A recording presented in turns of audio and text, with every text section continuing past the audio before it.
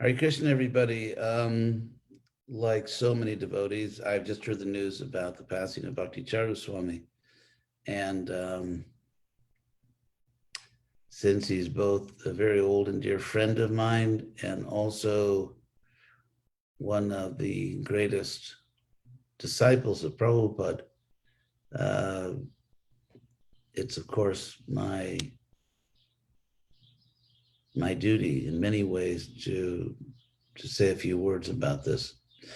First of all, I would like to offer my very sincere condolences to all of Bhakti Charu Swami's many devoted disciples, followers. There are many of you precisely because of Bhakti Charu Swami's extraordinary devotional service, his extraordinary efforts to bring Krishna consciousness to so many people around the world. And so I know that and I'm sure all other ISKCON leaders would be very eager and happy to do anything we can to help you at this time. What I can do immediately is to say a few words about Bhakti Charu Swami. Probably we first got to know each other pretty well beyond the beyond, let's say, meetings in Mayapur or something, where there were so many devotees around the world that I would see only once a year when I went to Mayapur, because in those days we didn't really travel outside of our zones, and we didn't have anything like international communication. There was, of course, no internet. No one would make international phone calls or things like that.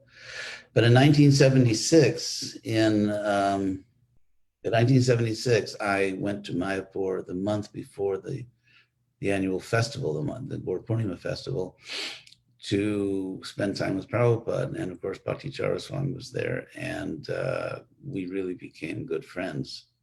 There was, I think, mutual affection and appreciation. And from that time, we became very much like brothers.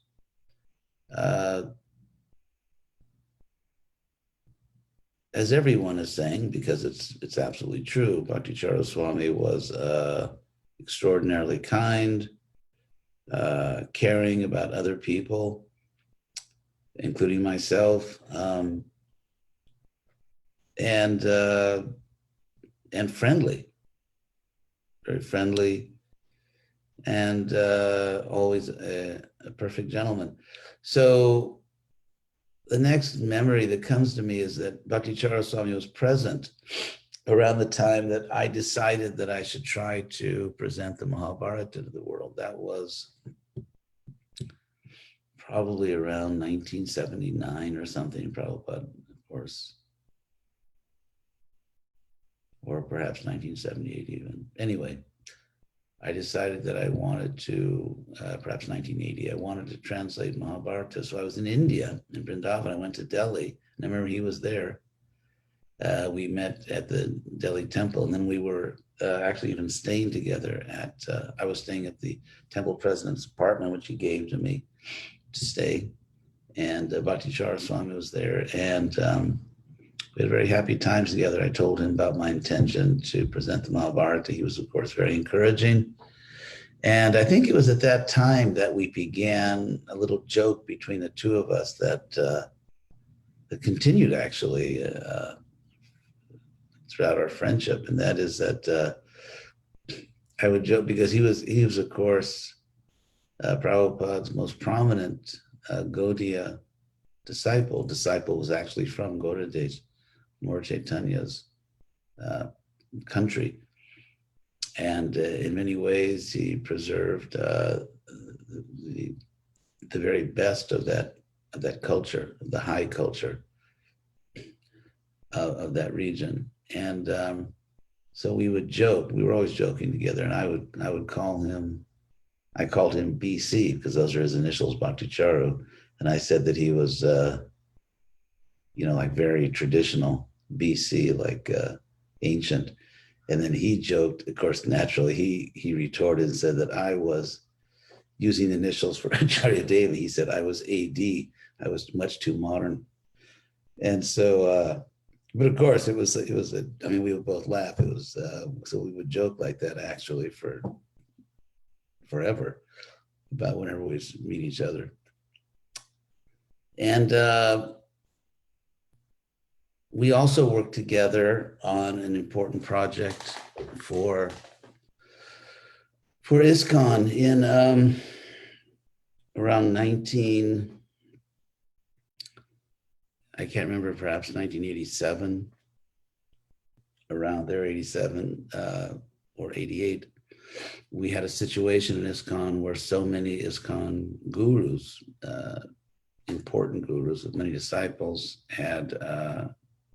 were unable to follow their principles and therefore had to give up their position as guru. And so ISKCON was in a crisis where there were hundreds and hundreds and hundreds of sincere devotees that didn't have a guru all at once. There's a large number of them. And naturally, there were questions like, what does a disciple do if the guru falls down or the guru is no longer active? Does the disciple take another spiritual master, not take another spiritual master, only take shelter for Prabhupada? So it became actually a real burning issue in ISKCON. The GBC had to deal with this.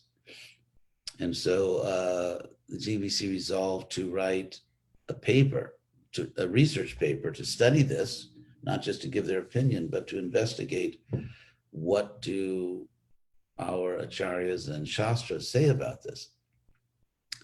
And so Bhakti Charu Swami and I worked together on that. At the time, it was extremely important for ISKCON, the survival and the flourishing of ISKCON. So Bhakti Charu Swami was in charge of translating all the Bengali statements from acharyas like Bhakti Vinod Thakur or Bhakti Siddhanta, Saraswati Thakur, and so on, and others.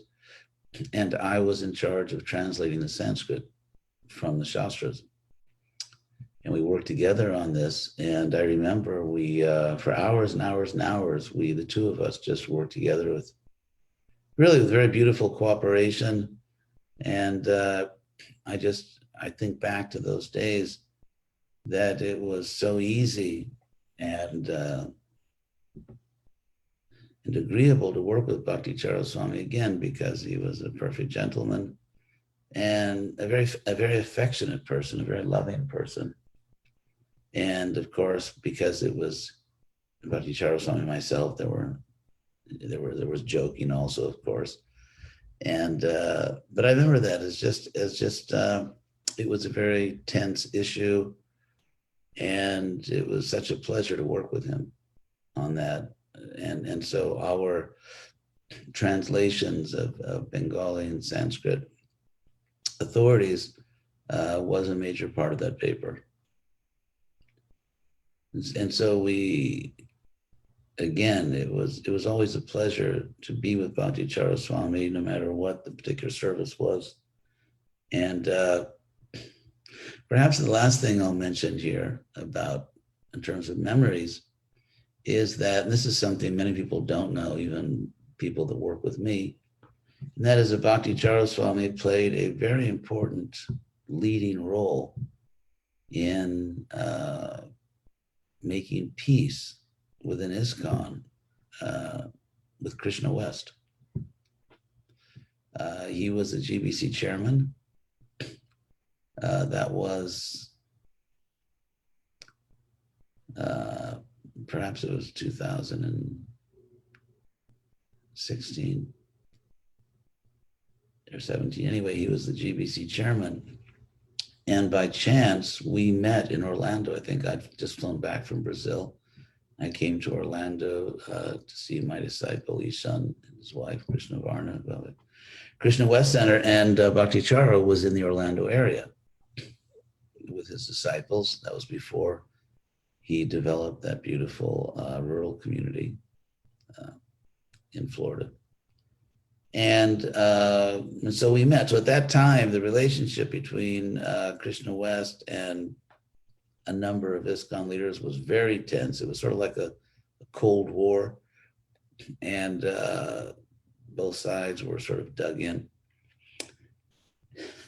And so Bhakti Charu Swami, I met with him. I went over to his disciple's house, Guru Gauranga. We met there. And he was, of course, very kind.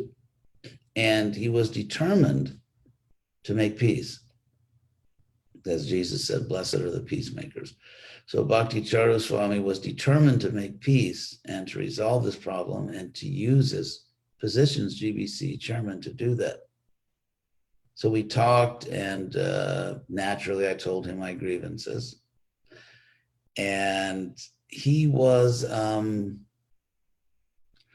perhaps the only leader in the world that could have done what he did, including myself. I think he was the only leader in the world that could have done what he did. And that is, he was very understanding. I told him all my grievances, and he was sympathetic.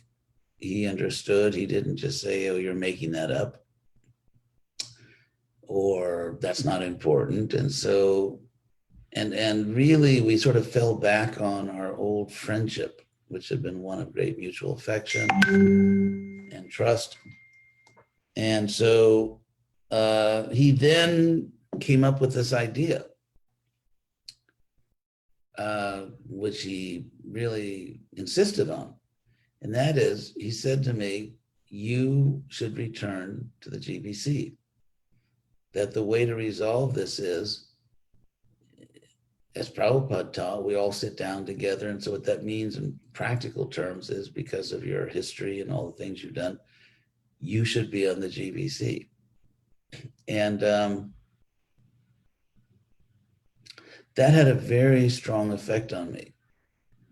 The idea itself, as I'll explain, and also because it came from Bhakti Charu Swami, because at that point, without going, obviously this is not the time to rehash that history, but it was sort of the first time that a GBC, an important GBC leader, he was chairman that year, was really genuinely, apart from one or two GBCs that actually supported me, was actually really sympathetic, I felt it really understood what I was going through and what was actually happening, and had enough trust in me and respect for me to say that the solution here is that we take you very seriously, and I'm sure you'll reciprocate with us. And I think it was perhaps uniquely Bhakti Charu Swami, because of being a perfect gentleman, and not just a perfect gentleman in a superficial sense of, saying the right words at the right time and in a sense of good manners, but being a genuinely, had genuine affection for me and genuine respect, which were so, and that really made all the difference in the world. And therefore I say that perhaps he was the only person who could have done exactly what he did. And of course, I always resisted going to India for various reasons. But he convinced me to go to Ujjain. He said that I'm hosting a mid-year meeting and I will personally take care of you. And so it was really because of Bhakti Charu Swami. So I would say, I think, and other devotees made efforts. I don't want to neglect or forget efforts made by other members of the GBC, very sincere efforts. But I think in terms of finally resolving everything and creating an atmosphere, creating, at least in me, a hope that we can resolve this, we can all work together, it was really Bhakti Charu Swami. And because Krishna West is growing so much now, I give him great credit for that. He played a very, very important historical role, because all of his outstanding qualities, which really, Vaishnavas all have all good qualities, advanced Vaishnavas, but Bhakti Charu, his empathy, sympathy, his affectionate friendship at a time like that were really unique. And so I think myself, mean, not I think, clearly myself and everyone that works with me owes an extraordinary debt to Bhakti Charu Swami for what we're doing now, our ability to make our best possible contribution to Prabhupada within his movement. So I give Bhakti Charu Swami unique and extraordinary credit for that. And so finally,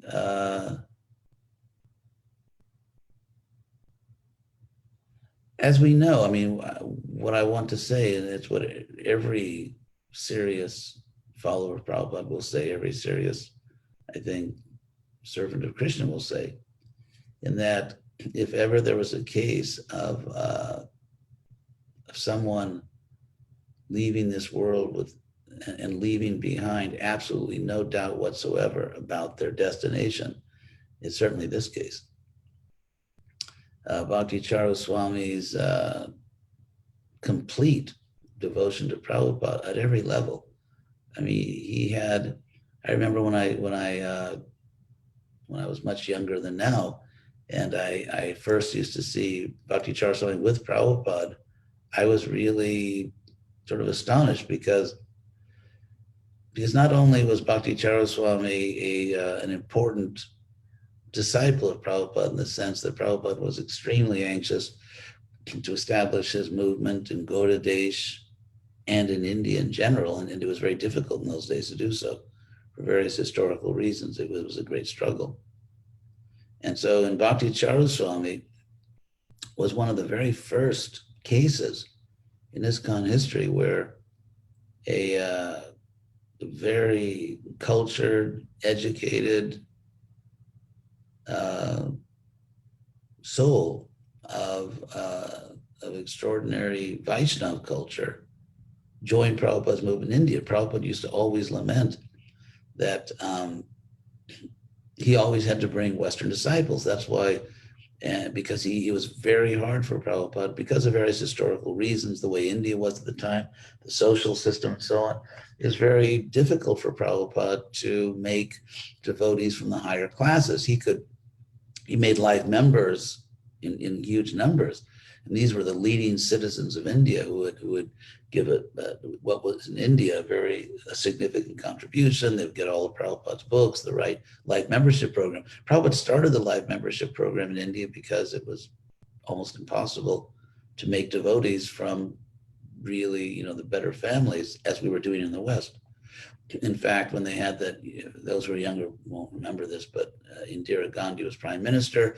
She declared an emergency, basically made herself a tyrant, a dictator in India. And it was a very dangerous situation. There were very heavy penalties for people that criticized her. And and so Prabhupada arranged to meet with Indira Gandhi, which was a very tense thing because she was like a Roman emperor. If she didn't like you or wasn't pleased, very bad things can happen. But Prabhupada went there and he spoke to her. And of course, she was respectful of Prabhupada. And the one thing Prabhupada asked, this is very significant and relevant to what I'm saying about Bhakti Charu Swami. The one thing that Prabhupada asked Indira Gandhi for, and the reason he had the meeting, was please continue to give visas to my Western disciples. And the reason Prabhupada went all the way to Indira Gandhi to ask for that is because otherwise his movement would collapse overnight in India because of the problem of making higher class Indian devotees in India. So that was the situation. It was a critical. And then Bhakti Charu Swami joined, and he was everything Prabhupada had dreamed of. He was a devotee, not only from India, but from Gauda Desh, who was very intelligent and very intelligently devoted, not sentimental, but very intelligently devoted, and capable. And Prabhupada, so the relationship between Prabhupada and Bhakti Charu Swami was, it was unique because they came from the same sort of high Bengali culture. And therefore, they could understand each other on a certain level, because Prabhupada always struggled with this in America. You see this all the time in his interviews, that not every time, but often there's, like a communication issue, and Prabhupada will say something on a certain issue, and the reporter will try to understand, well, what do you mean by that? But in the case of Bhakti Charu Swami, there was this very easy, natural, intimate, perfect communication. And so as I saw it, I think it was a solace. It was very encouraging to Prabhupada when Bhakti Charu Swami came, and really gave Prabhupada hope of success in his mission in India. And so Bhakti Charu Swami became in that sense, a very natural, intimate, spiritual son of Prabhupada. And I mean, in a sense, he became the son that Prabhupada had always dreamed of, even in his family life, the idea that he would have a son who would sort of be worthy of the father, and who would rise to the occasion and help the father by doing important things in the father's mission. And so I feel that although Prabhupada, of course, loved his biological sons and did all he could to help them, but I think it was really in Bhakti Charu Swami that Prabhupada really found, in a sense, even on a human level, on a completely transcendental level, the son he always wanted. And so, so it would be absurd to wonder at all about Bhakti Charu Swami's destination. He's, if anyone is guaranteed an amazing, glorious destination, is Bhakti Charu Swami. And so, again, I would like to end as I began by reaching out to all of the disciples and followers of Bhakti Charu Swami, and offering my very sincere condolences and my assurances that I'm sure that I and every other senior devotee in ISKCON will be more than happy to do whatever we can to help and support you at this time. So thank you very much. Hare Krishna.